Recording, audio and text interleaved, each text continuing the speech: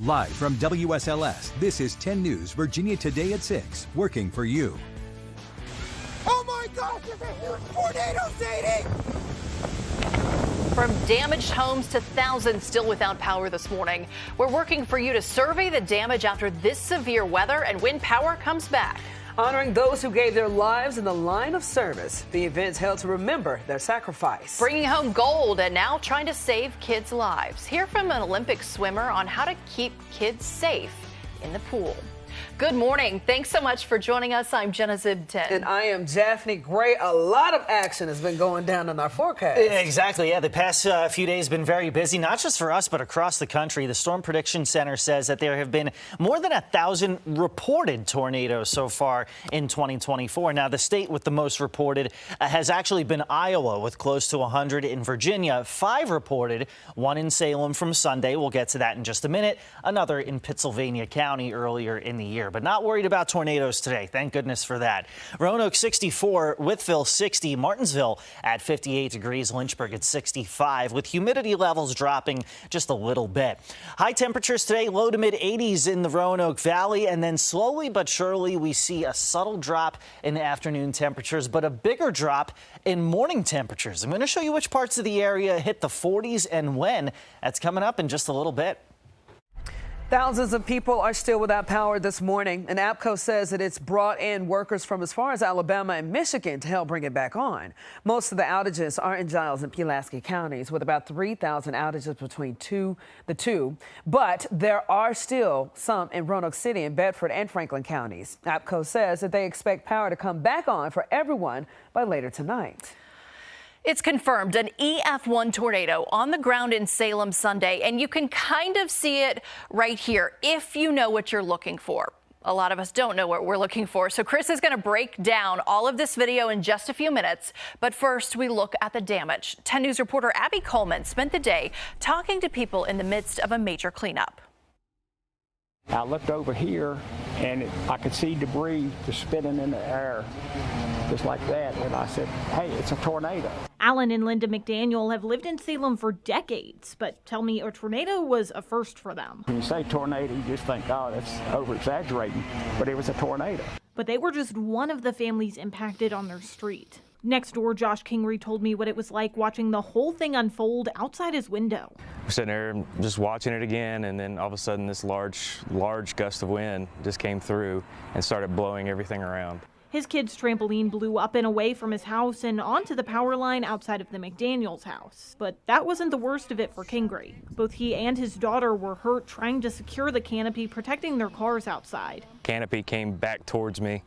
It struck me and dragged me across the front yard. Besides the trampoline, Kingery says the damage was minimal. We got pretty lucky. And that was the sentiment across the whole neighborhood. Trees are down, fences are broken, but spirits are still high. It could have been so much worse. It could have took a whole house roof off. I mean, just like you see the pictures out west, and it could have been exactly like that. In Salem, Abby Coleman, 10 News, working for you. Now, the tornado in Salem, the first in the city since 1974. And Chris, unless you know what you're looking for, it's really hard to see on that video that there's an actual tornado. But the video and radar helped confirm it. Yeah, right. Like you don't see that cone of a tornado like you would see in Oklahoma or Kansas or anything. But let's kind of run this from the very beginning, OK? You see that power flash. That was actually like power lines being brought down by the tornado. That's step number 1. Step number 2 is Tyler Anderson does a great job of focusing in. You see all that debris being lofted into the air. So again, Tyler knew what he was looking for, did a great job of shooting this video. Now let's talk about the radar at the time of the storm. So you see a very little bit of rotation at 6:15. That looks weak to me, right? That would not tell me that a tornado was on the ground. This is what eventually did at 6:17. The debris detector, what you see here in the blue, is likely the debris that was being lofted.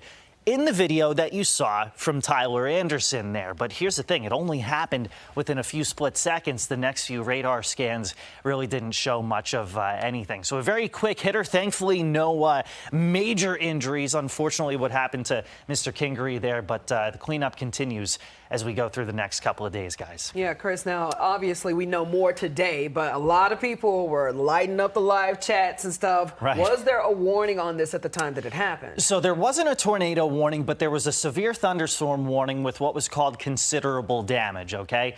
And the way radar works is it takes about 4 to 6 minutes to make a complete scan of the sky. This tornado was on the ground for 2 to 3 minutes in between radar scans. So you can't blame the National Weather Service. It was impossible to warn for because it was so quick. It was in between radar scans and that it was done. But unfortunately, the damage done there in Salem. Yeah, but at least people weren't seriously hurt. Exactly. So that's some good news. Thanks, Chris. And we're not the only ones being hit by Mother Nature. At least 23 people are dead from the storm system that's ripping through the U.S. If you know people traveling, tell them, check for weather warnings before they hit the road. Meanwhile, some people in the system's wake are grieving. Amy Kiley has the story. Everything was gone and that everyone was missing. More than 20 people are dead from a storm system that's been pounding the U.S. since the weekend. After this morning, the eastern seaboard's getting relief, while new storms hit Texas and surrounding states. Meanwhile, some no longer in immediate danger are mourning their losses. They were two of our very beloved neighbors. All of our kids played together. The National Weather Service says a tornado that touched down near Tulsa, Oklahoma, was at least an EF3. Family and friends are grieving for 2 people who died during that storm. It was heartbreaking just hearing him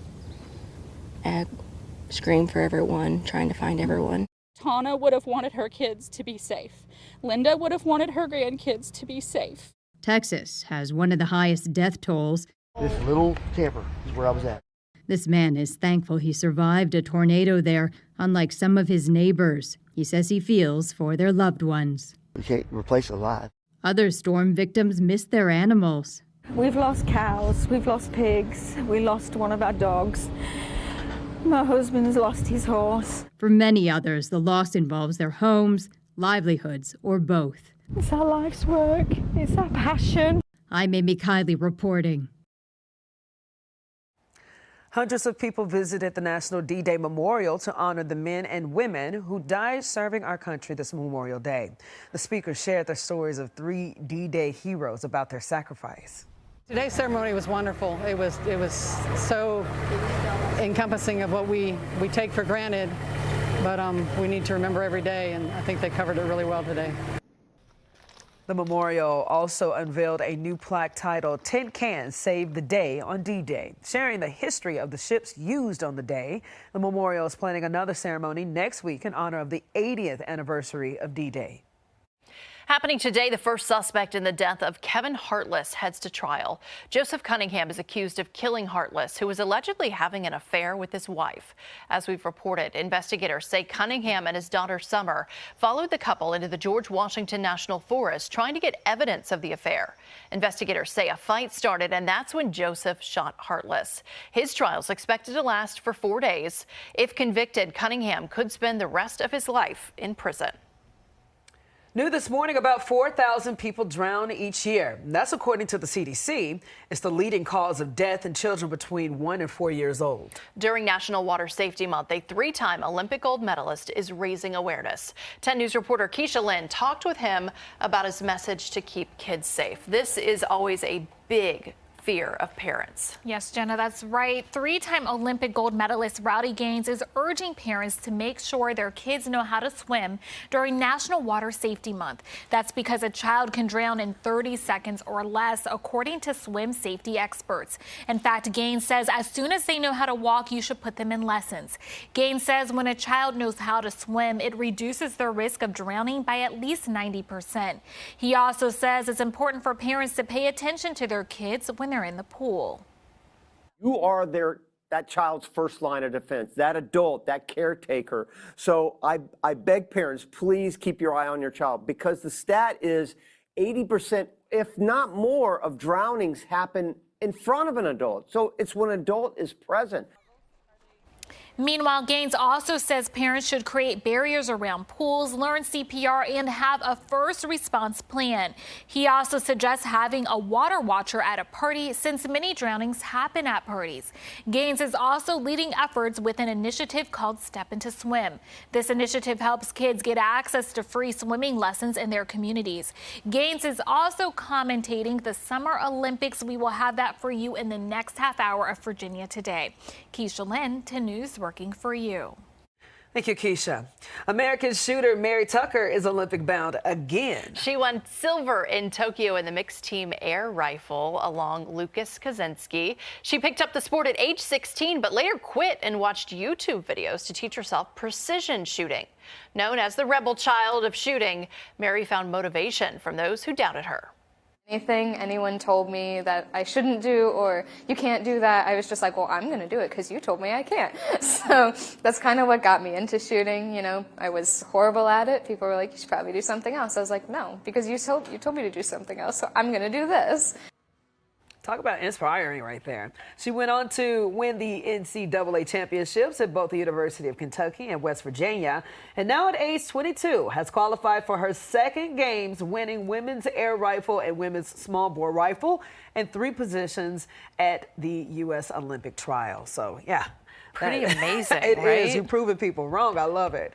Time now, 6:11 coming up, helping veterans heal both physically and mentally. The commitment this Korean War veteran made as he takes on his toughest battle. It's decision day for one local school division. The possible changes to school start times to get students to class on time. New at 6:45. Plus, milk has tons of hidden benefits, but it also might be hiding something that you don't want. The hidden chemicals you find in milk. And overall this morning, things feeling a little more pleasant. Still some very isolated showers possible. We'll work out the timing these next couple of days and show you when and where we see morning temperatures in the 40s. That's next on Virginia Today.